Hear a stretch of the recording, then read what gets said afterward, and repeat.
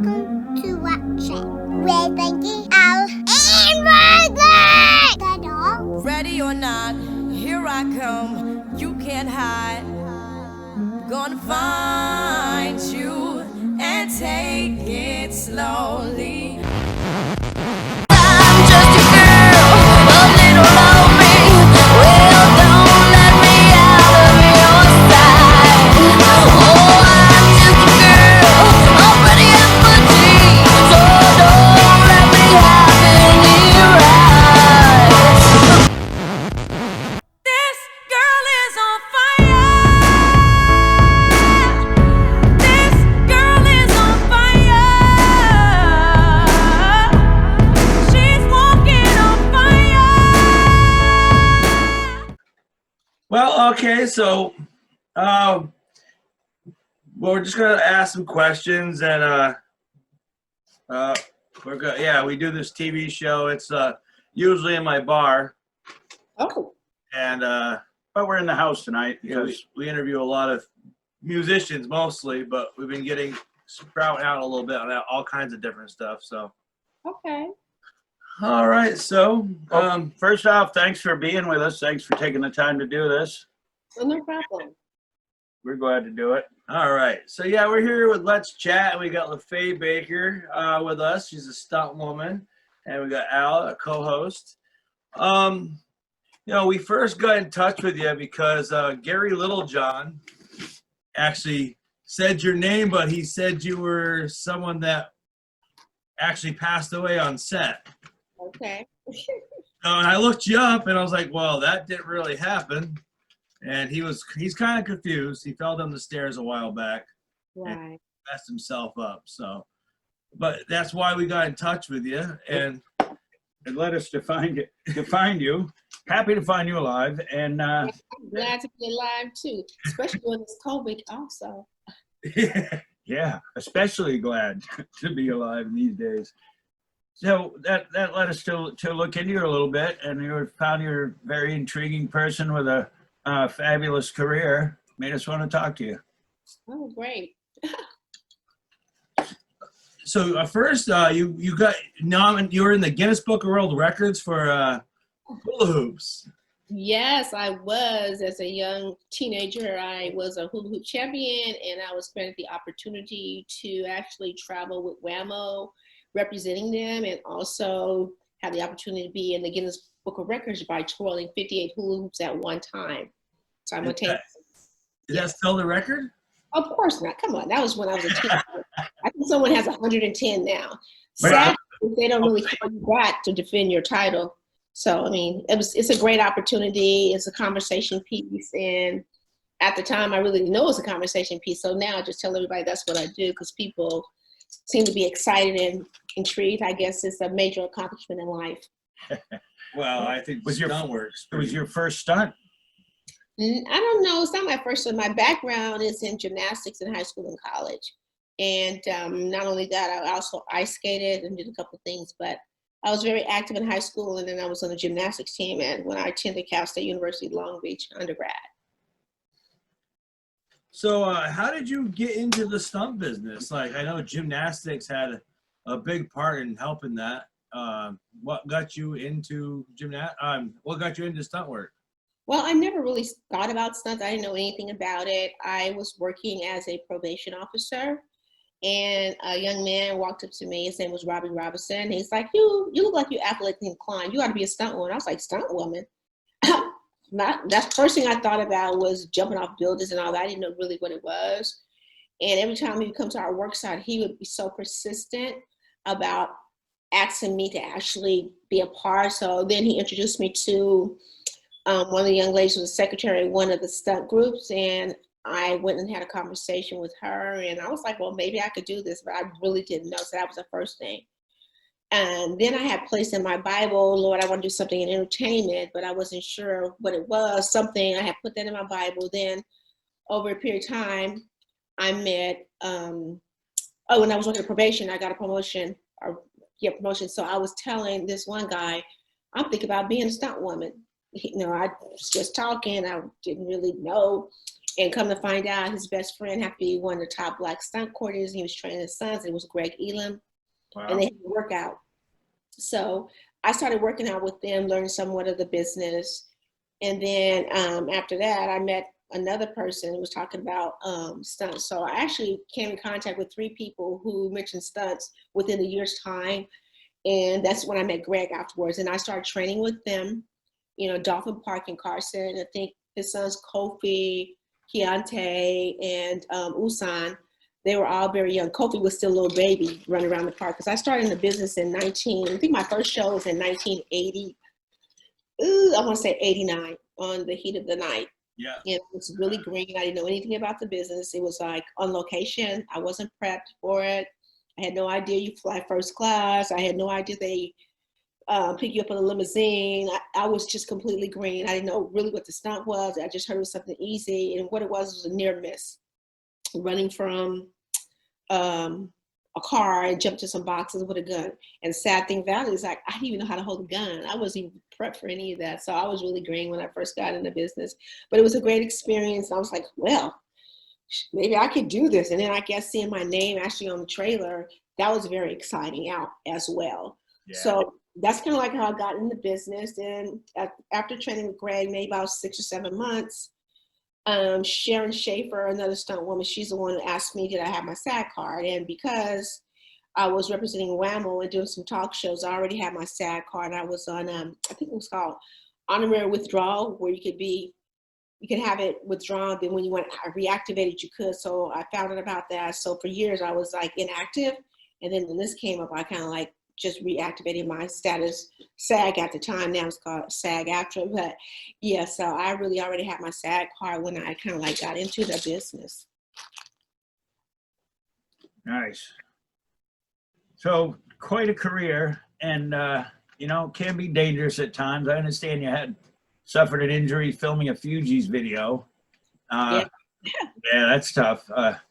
Any other significant injuries you'd like to point out or mention? Well, that's the only one that was very interesting because it was a motorcycle gag. It was a very easy job. But what happened was we were in Latigo Canyon and there was a drop on both sides. And they said I did it 2 times. There was a little smoke, but I thought it was smoke from the wheels of the tire, but apparently they added a smoke machine and they never told anybody it was a smoke machine. And the third time there was a wall of smoke and I couldn't see where I was going, and since it dropped to the left, to the right.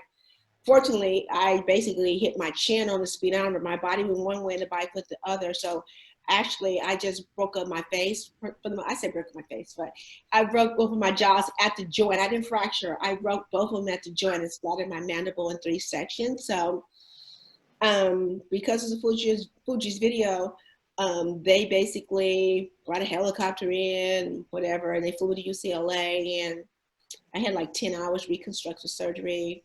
All my teeth were hanging everywhere. I couldn't even close my mouth. It took about, that accident happened in 1996. It took all the way to 2001 to actually get back with everything because I broke my nose. Wow. It was very interesting, but my whole focus while I was there was like, what are the stunt people thinking about me? I went through that whole phase, which is something I shouldn't be focusing, and I have to get back to work.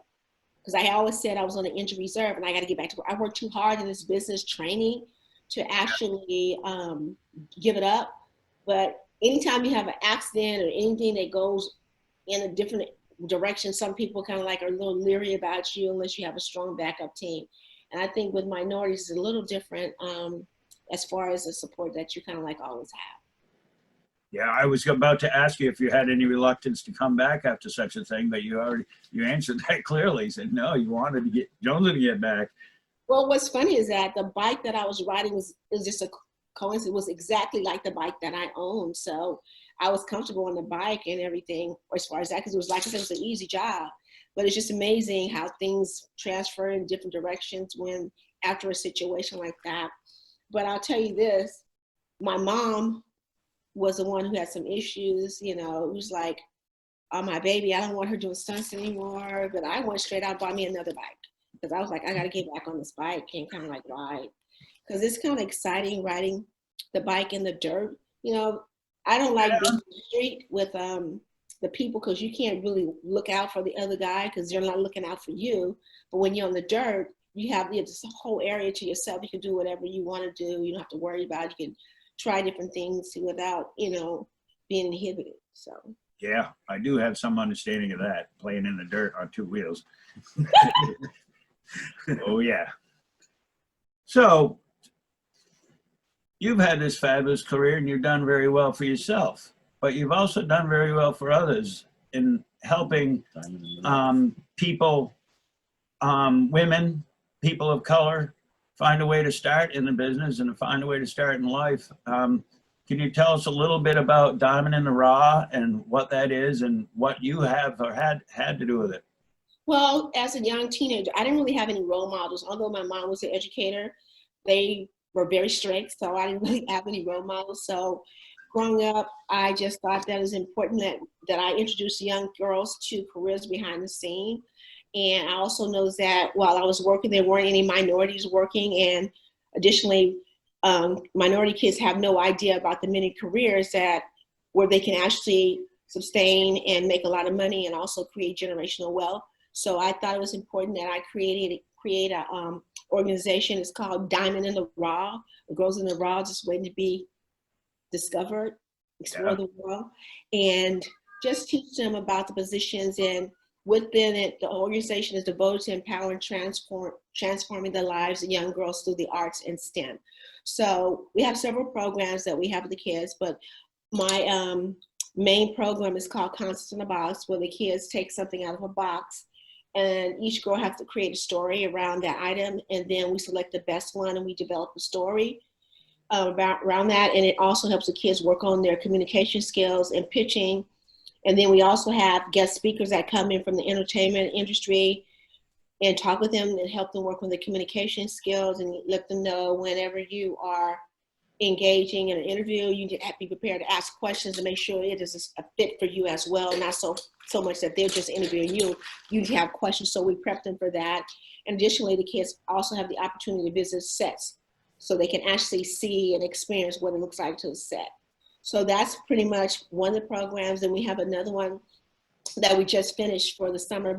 Due to COVID, we came up with a program which is called The Power in the Voice, which is a podcast. Young girls are taught how to do their own podcast. So we completed 6 very exciting podcasts for young girls under 18. So I'm excited about that.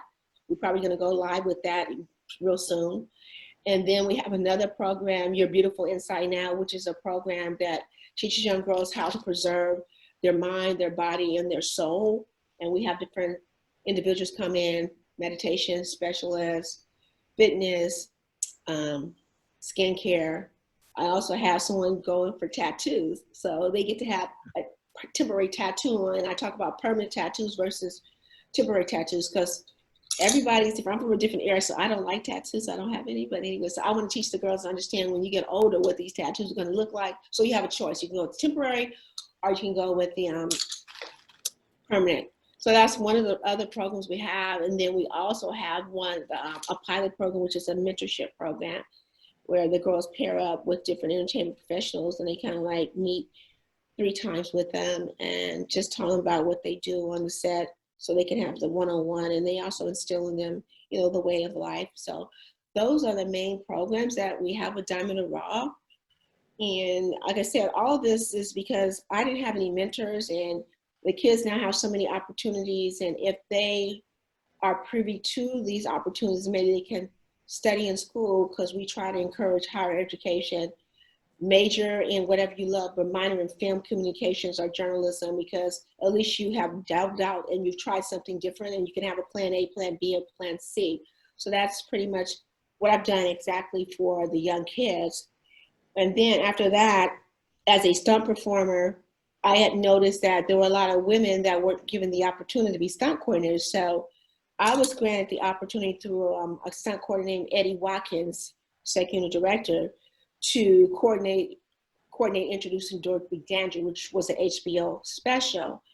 And at the time, he went in for the interview, and Halle Berry specifically wanted women in key positions. So he recommended me for that particular opportunity. So I went in there with my storyboards, you know, professional and everything. And then I was able to secure that position. And now my title is the first African-American stunt woman to coordinate a big budget project, which was introducing the HBO special, introducing Dorothy Dandridge. So that's where I'm focusing now, is actually, you know, coordinating a little bit more than what I was doing before. Because back then I was really still just trying to do stunts. I wasn't really trying to be coordinated, but now I can see how the benefits would have been great for me at this point if I had to build my resume. But from that, I, like I said, noticed that there weren't any stunt women really coordinating. Maybe it was one, Mary Albee, I think, was really the only one that was coordinating shows. So I created something called the Action Icon Stunt Women's and Award Show. So the Stunt Women's Conference was a 3-day event, and I had SAG-AFTRA as one of my main sponsors. Well, you know, since they're our union, they came on board. And I would have the first day stunt coordinators come in and talk about how to break down an action script, how to break down a budget, days of days, set etiquette, just a variety of different things on that first day. And they would also pitch. And, you know, I'm just thinking about pitches. So there was a pitch contest. So you're pitching for opportunity to actually receive a day with one of the stunt coordinators, or pitching opportunity to win something. And the first place was to be on the set with a stunt coordinator and work with them, or shadow them, establish a better relationship. The second one may have been some type of item or token, or a daily stunt contract. So that was one thing that I also provided. The coordinators that I had on board were able to provide a daily contract for the people who were SAG-AFTRA, you know, ready or whatever, SAG. They had the SAG-AFTRA contract. I mean, their union. Fabulous. Union card. Okay, I couldn't get it out right.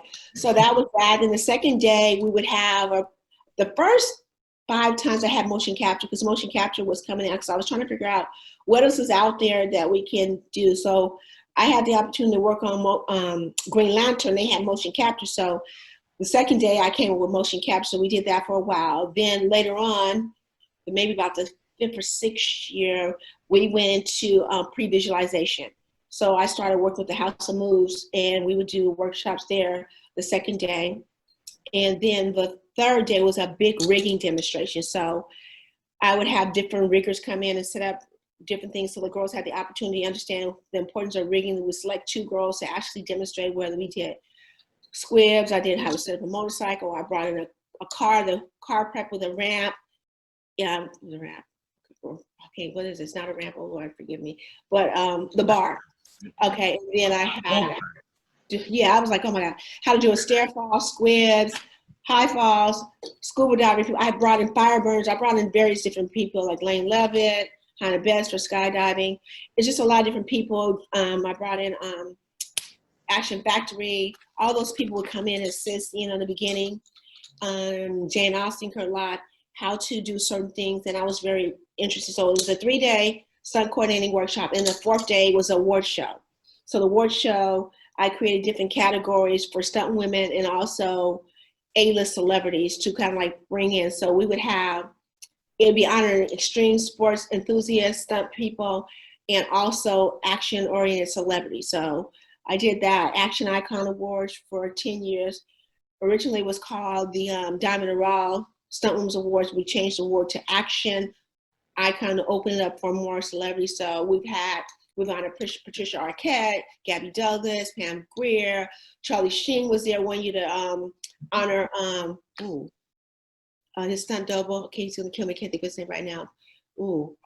Okay, I'll come back. But anyways, Pam Grier, Lindsay Wagner. We've done a lot of people who we honor, along with amazing stunt women.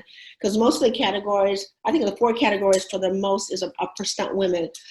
Stunt Woman of the Year. The Gem Award is for a male stunt coordinator who hires women in a nondescript capacity, you know, a diverse group of women. So, because as you know, a lot of women are called just for doubling, not so much for utility stunts or for ND. And ND can be an American scene with anybody running across the bridge or whatever. A lot of times the stunt coordinators don't really think of women because they think about their friends. Those are the first people that come to mind as a coordinator. Because I remember there was a situation where we were working on Mission Impossible, and what happened was that the guys had been there for at least 2 weeks, and then we're on a bridge and people were running and everything. And JJ Abrams was like, wait a minute, we don't have any women running on the bridge. So at the last minute, they had to call some stunt women to be on the bridge running from all the debris and stuff. So that was pretty cool. But my thing is that they don't really think about women in that capacity. I've even had like producers think that women can't be a coordinator because they think of just a rigging, but we would do the same thing as what a guy would do, bring in the best riggers, bring in the best double, break down the script. And in fact, we're probably a little bit more detailed than what the men are. So, you know, that's pretty much what I have done, created the award show, created the nonprofit by giving back to the stunt community. To let them. Sounds like you've given back an awful lot, and you spent a lot of time, energy, and thought into it. Guess what?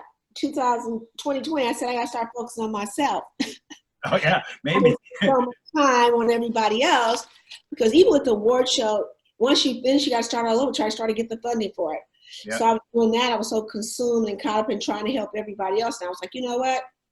I got to try to figure out what I'm doing for myself, because now with I guess I started being more attentive because my residuals were kind of low and I need to make my insurance, you know, so I was like, wait a minute, hold up. People not call me for work because they think I'm just doing this award show, but I got to work and make my insurance and get, you know, have it prepared, plan into my pension as well. So that's where my focus is now. So because of COVID, I didn't have to worry about the award show. Although it's supposed to be March 22nd, I was fortunate enough to be able to pull out right before I had to pay that big down payment at the Universal Sheraton Hotel. So That's good. Yeah. I book shows, so I feel you there. It's been kind of like nice to not have to do it that as much. I was excited because it gave me some time to relax. Yeah, exactly. I was like, I'm excited somewhat because something else made me sit back and try to relax and free my mind. So I was pretty cool. And the best thing about it, I still have some of the funding, and I'm just happy that I have the funding. So if anybody asks for it back, it's still there. Yeah. Free time for a perspective check. Yeah. So is it true that there's no Academy Award, no Oscar for stunt performers?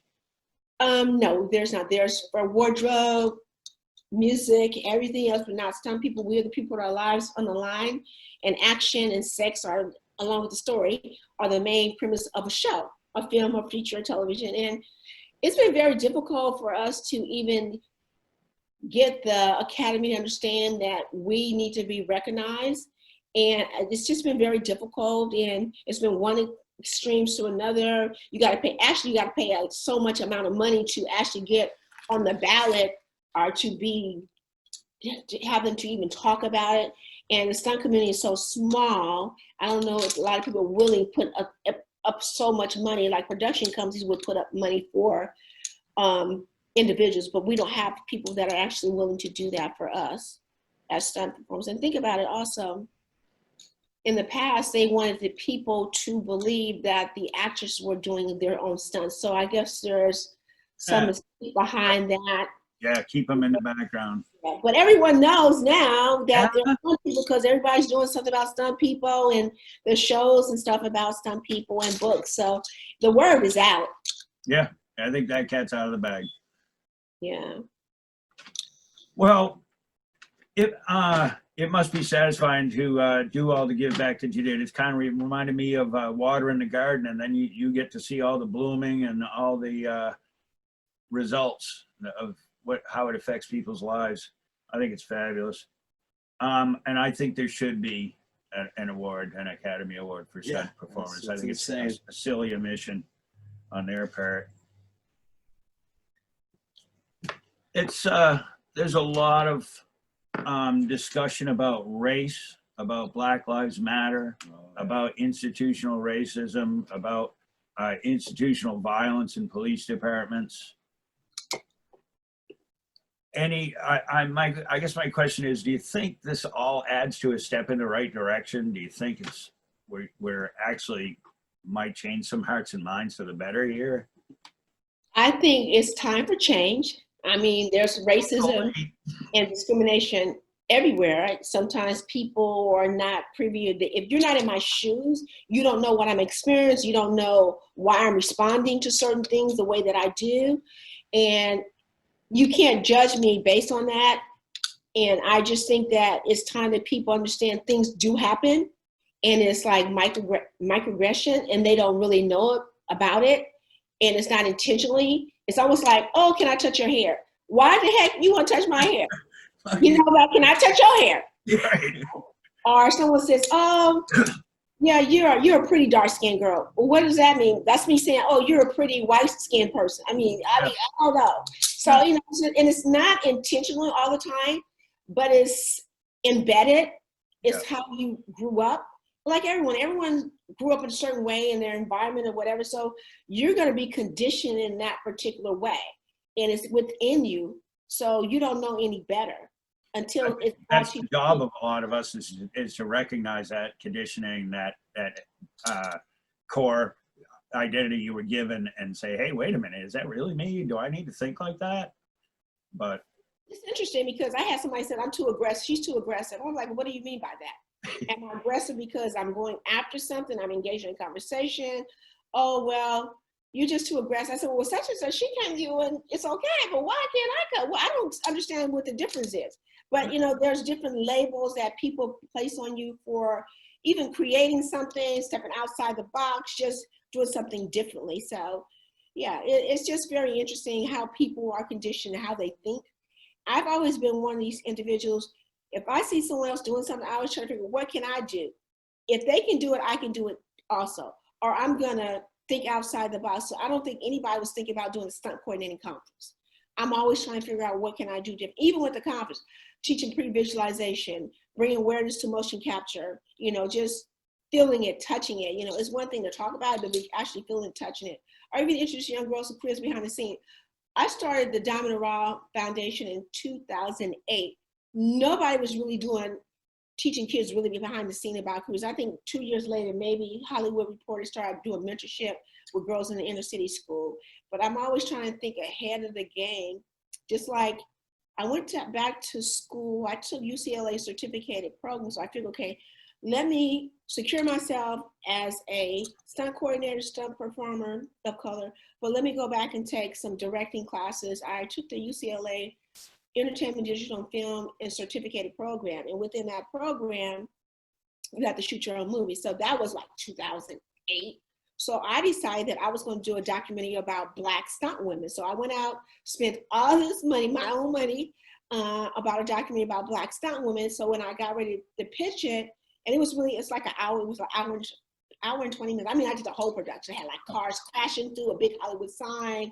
I mean, I had Lisa Ray, Rebecca Fox, and this guy named Sean Baker. They were all a part of it. I even had Anna Marie Johnson as an interviewee to be a part. So I'm always thinking outside the box. But even with that, it's like I was before my time, but nobody was ready to accept it at that moment. So it was almost like then they didn't believe that anyone wanted to see Black Films International. Nobody was hear about Black people. Now, because of Black Panther, it's a wide opening for all Black people because they're making money. And Black people go to the movies. Black people buying the videos when they were coming out, like Netflix. So it's all about the dollars, you know? So they see now that Black people are major contributors to the mass of manufacturing and helping businesses generate dollars. yeah. And that's the only thing a lot of people see. So if we say, hey, it means dollars, maybe we can, you know, get them to steer that way. And where the wallet is. What they say, Hollywood is an illusion. Yeah. It's not what you really see. What you see is not really what it is. Hollywood's an illusion, but the bank accounts aren't. Yeah. Well, that's about true. You get in with the right people and the right producer, director, actors love you can be rolling. Who is that? Keontae Elam, he's doubling Samuel L. Jackson, and that's one of Greg Elam's son. He's in his contract. He's working, making big dollars because he don't have to worry about it. He's set for life. Once you get in a contract, it's a right for work for you. Yeah. What's your what movie is your favorite movie that you have worked on? Or your favorite I stunt? would have to go with two things here. introducing Dorothy Dandridge, that was like the highlight of my career, to have the opportunity to work with Halle Berry and also be the first African-American stunt woman to coordinate a show. That was a highlight for me. I love working with her. She's really sweet. And then I also love working with Angela Bassett. I've doubled her many times, you know, back in the day, in my heyday, whatever. Now I know she has a lot of other young stunt girls that are, you know, doubling her, because I'm not really trying to hit the ground like before. So, yeah. So the stunts, and then another memorable stunt that I would say was the most difficult that I will always remember was a car commercial for Chevy Camaro, and that was in Denver, Colorado. One thing, the altitude was so ridiculous. Everybody was sick. I was sicker than a dog. But there was, you have to drive 30 miles an hour, numerous hairpin curves on a wet diamond. There's a drop so many feet, and there were guardrails, so you have to really pay close attention and follow the camera car within a certain distance. So that was one of the most difficult jobs that I had, and also one of the most memorable jobs. Yeah. My daughter lives in Colorado. Yeah, I remember that commercial. Yeah. What? And that was a commercial I made the most amount of money on too. That counts. Yeah. That counts. Where do you see, I mean, I'm asking you to think about when you came into the business, like you said, you didn't have a role model, you didn't have a mentor, and then you became a mentor for many. Where do you see the future? Do you think it's brighter, especially for people of color and women of color? Well, you know, it's changed somewhat, but there's still room for improvement. I just really wish that more people would have a better understanding what people of color actually go through, especially with police brutality. As a former probation officer, additionally, you know, that's how I got into stunts of probation. I think I mentioned that. I see how the system works. And I've been in situations where someone else may receive a sentence for something lighter versus someone who has the same type of circumstances. And it's like a joke. It's like, it's okay. And for me, I didn't really do well with that, because I'm going to call a spade a spade. And I really believe everyone should be treated equally. And I don't see that. And I do have issues with people who actually discriminate. It's one of my pet peeves. And I think I've been hit in the past with it, because that's kind of like how I roll. I came from a middle class family, so I don't think that how could I say, I had to kiss ass. Maybe that's what I want to say, but I have the right to kind of like choose what I want to do and kind of like defend myself. And sometimes that's not really a good thing for other people, because they feel a little intimidated, you know, when you speak whatever's on your mind, or you neglect whatever they may want to interject, or you may not just participate. I'm kind of a loner a little bit. I'm working on my networking skills. So I used to do that, but I think it's because I had the two jobs. I was doing stunts and the probation. I worked in the boys' probation camp for 25 years while I was doing stunts, because I worked 2.5 days and I had 4.5 days off. I just didn't see a reason to give that job up, because stunt jobs weren't coming every single day for people of color when I, you know, first got in the business. So I was very fortunate to actually get in the business through a probation officer, maintain a career in probation and in stunts at the same time. And I was very excited about that. Now, there were some people who said, well, if you quit that job, I'm gonna make sure that you work all the time. But I'm the type of person, show me the money first, then I can make a move. You know, I'm not even gonna quit my job, because now I'm setting myself up where I have to depend on you. And that's never been who I was, or who I am, because I also have to fend for myself, because I feel that it's my responsibility to make sure I take care of me first. You know, Make promises to the bank. Right. And not only that, you know, my parents taught me to make sure that I set the foundation for myself, additionally with whatever they have, you know, provided for me.